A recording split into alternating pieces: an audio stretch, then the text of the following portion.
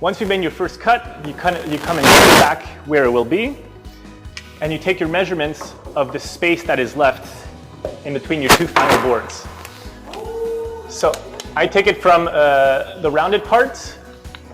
So I have just over 3 inches, 3 inches and an eighth. And we small tape.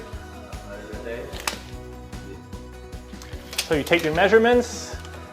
So here I see I have 3 inches right on. And we'll do the same thing in the back, because often the measurements is slightly different. And indeed, in the back, we have 3 inches and a quarter. So make sure to mark that down. Okay, so at this part, you have both your pieces that you cut. You come back to the top with your partner. You unscrew the last 2 pieces that you had placed, so you're able to lift them up and help you fit these 2 pieces perfectly. So then you place this one in, you line them up with your groove, and this is when you'll be lifting your last 2 just a little bit, so you're able to fit them in. So they're slightly in, and then you can just hit it with your mallets. And there you go. Sometimes you have to hit a little harder, and sometimes they just won't fit at all, so then you just go back with your skill saw and give it another cut, 1/8 of an inch, 1/4 of an inch, no matter what you need, and then you go at it, try it again.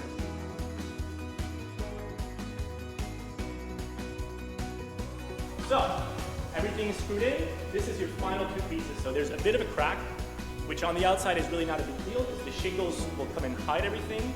And on the inside, later on in the process, we'll show you a small technique you have to hide the crack if ever there is one.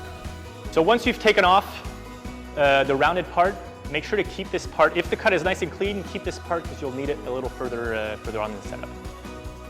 So here we have our leftover piece from our first cut, and we'll use this to hide the crack that we have in the front and inside the sauna.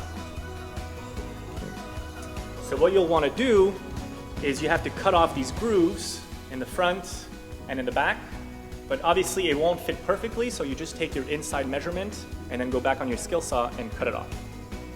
Here I have 42 3/4.